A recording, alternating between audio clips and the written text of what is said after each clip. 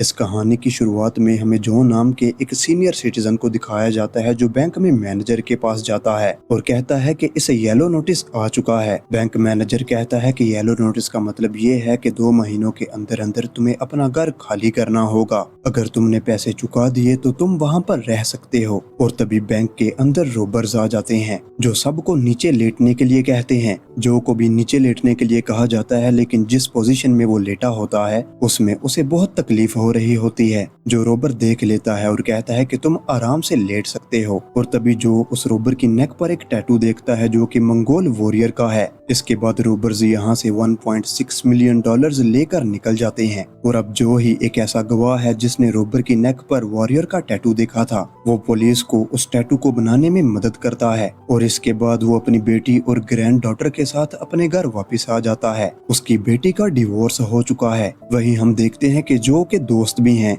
जिनका नाम विली और एल्बर्ट है। अब ये तीनों के तीनों पूरी जिंदगी ही दोस्त रहे हैं। विली की बेटी और उसकी जो ग्रैंड डॉटर है वो इससे बहुत दूर रहते हैं। विली की माली हालत अच्छी नहीं है, साथ ही अब उसे एक बीमारी भी है। उसकी किडनी खराब हो चुकी है और अगर जल्द ही उसने अपनी किडनी ट्रांसप्लांट नहीं करवाई तो उसकी मृत्यु होना तय है। और इस ऑपरेशन के लिए उसे बहुत सारे पैसों की जरूरत है जो इसके पास नहीं है। वहीं एल्बर्ट की हालत भी ऐसी ही होती है। एल्बर्ट की एक नेबर भी है जो इसे पसंद करती है और इसके साथ फ्लर्ट करती रहती है, लेकिन एल्बर्ट भी पैसों के चलते बहुत ज्यादा सफर कर रहा होता है। अब ये तीनों के तीनों उस कंपनी की मीटिंग में जाते हैं जहाँ पर कभी ये काम किया करते थे। और अब यहाँ पर इन्हें बताया जाता है कि इस कंपनी को दूसरी कंट्री में शिफ्ट किया जा रहा है, इसलिए ही सबकी पेंशन को भी बंद कर दिया जाएगा। ये सुनकर ये तीनों के तीनों डिसअपॉइंट हो जाते हैं। और अब जो जब घर आता है तो वो देखता है कि उसे बैंक से एक और नोटिस आया है जो कि रेड नोटिस होता है। इसका मतलब ये है कि 1 महीने के अंदर इसे घर को खाली करना होगा।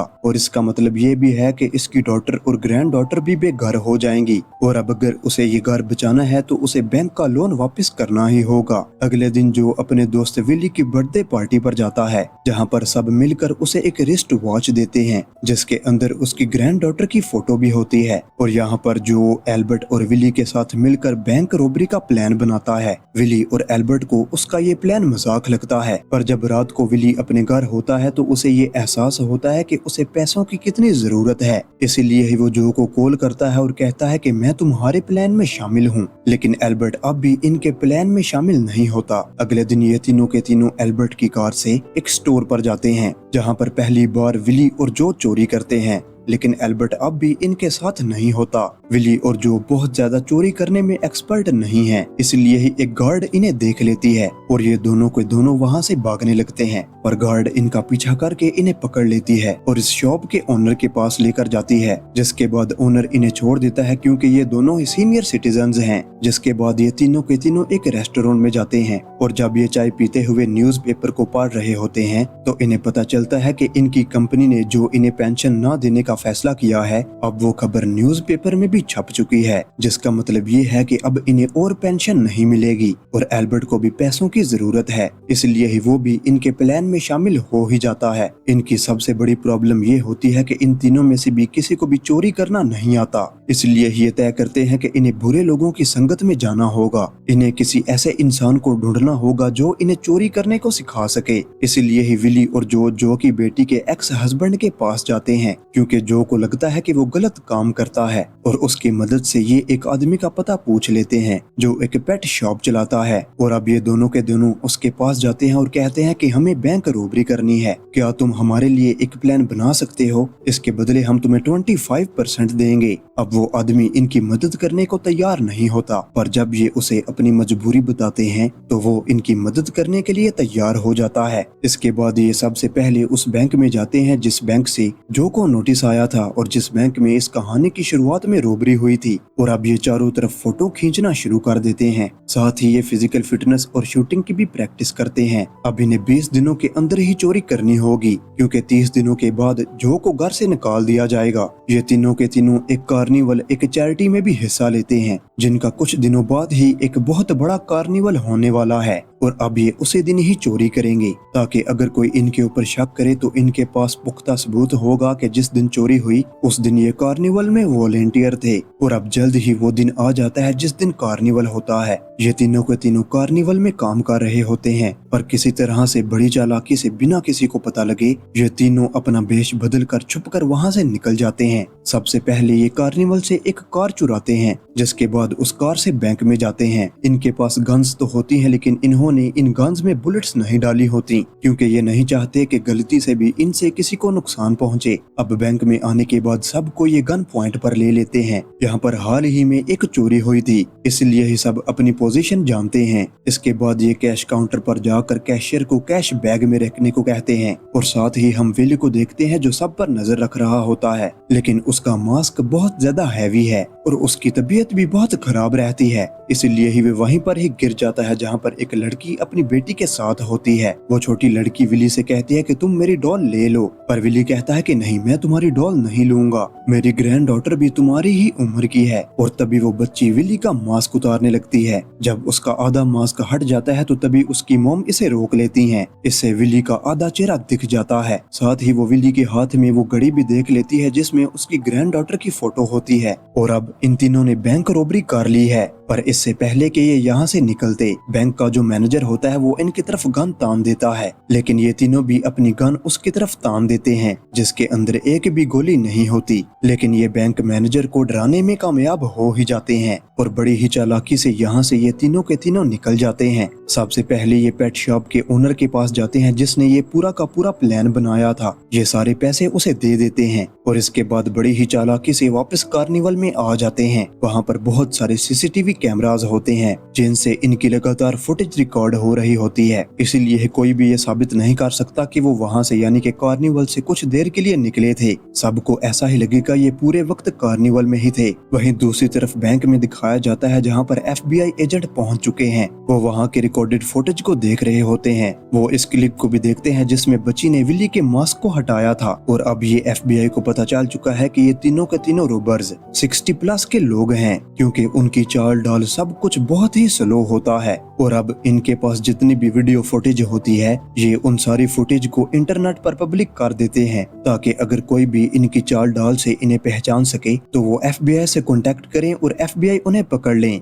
वहीं विली की एक दिन अचानक से तबीयत खराब हो जाती है। जो और एल्बर्ट उसे हॉस्पिटल ले जाते हैं जहां पर इन्हें पता चलता है कि विली की किडनी फेल हो चुकी है और उसे एक नई किडनी की जरूरत है और अगर जल्द ही उसे नई किडनी ट्रांसप्लांट नहीं की गई तो विली की मृत्यु हो जाएगी। दरअसल विली ने ये बात जो और एल्बर्ट को नहीं बताई थी और जब इन्हें ये बात पता चलती है तो ये बहुत ज्यादा दुखी हो जाते हैं। एल्बर्ट कहता है कि मैं विली को अपनी किडनी दूंगा, जिसका मतलब ये है कि जल्द ही विली का ऑपरेशन हो जाएगा और वो भी पूरी तरह से ठीक हो जाएगा। वहीं हमें दूसरी तरफ उस स्टोर के ओनर को दिखाया जाता है जिसने पहले चोरी में विली और जो को पकड़ा था। उस वक्त एल्बर्ट भी वहीं पर ही था और जब विली और जो भाग रहे थे तो एल्बर्ट भी अपने आप ही भागना शुरू हो गया था। और अब जो FBI ने वीडियो फुटेज को लाइव किया होता है वो उसमें उन बैंक रोबर्स की चाल देखता है और दूसरी फुटेज में एल्बर्ट की चाल देखता है तो वो समझ जाता है कि उन तीनों में से एक एल्बर्ट है और उसे ये भी पता है कि एक एल्बर्ट है तो दूसरे दो जो और विली ही होंगे। इसके बाद FBI इन तीनों से इन्वेस्टिगेट करती है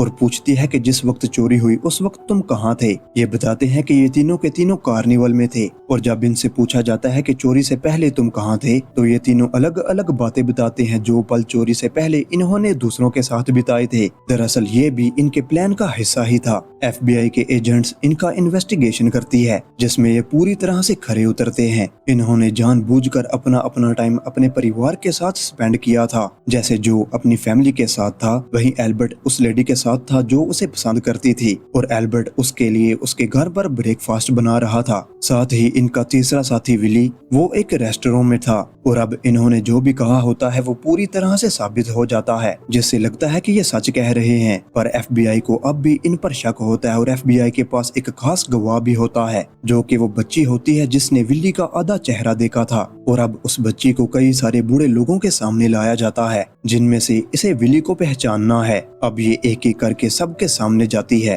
पर जब वो विली के सामने जाती है तो वो रुक जाती है। वो उसे बहुत गौर से देखती है, साथ ही उसके हाथ पर देखती है जिस पर वही घड़ी होती है जो उसने रॉबर के हाथ पर देखी थी। पर वो FBI से कहती है कि इनमें से कोई भी नहीं है और फिर मुस्कुराने लगती है। FBI एजेंट को ये पता है कि ये झूठ बोल रही है, लेकिन FBI एजेंट अब कुछ भी नहीं कर सकता। उसके पास इन तीनों के खिलाफ अब कोई भी सबूत नहीं है, इसलिए ही उसे इन्हें छोड़ना पड़ता है। इस सब के बाद विली का भी ऑपरेशन हो जाता है। एल्बर्ट उसे अपनी किडनी देता है, जिससे वो पूरी तरह से ठीक हो चुका है। साथ ही जो से मिलने पेट शॉप का ओनर एक रेस्टोरेंट में आता है, साथ ही उसके वो सारे पैसे लेकर यहाँ पर आया है जो उसे उसके 25% देना चाहता है, लेकिन वो मना कर देता है और कहता है कि हमें अपने सीनियर सिटीजन्स, अपने एल्डर्स का ध्यान रखना चाहिए। मैं आपसे कोई भी कट नहीं लूंगा। और ये सुनने के बाद जो समझ जाता है कि इस कहानी की शुरुआत में जो सबसे पहले रोबरी हुई थी वो इसी आदमी ने ही की थी, क्योंकि जब जो जमीन पर लेटा हुआ था और उसे उस पोजीशन में तकलीफ हो रही थी,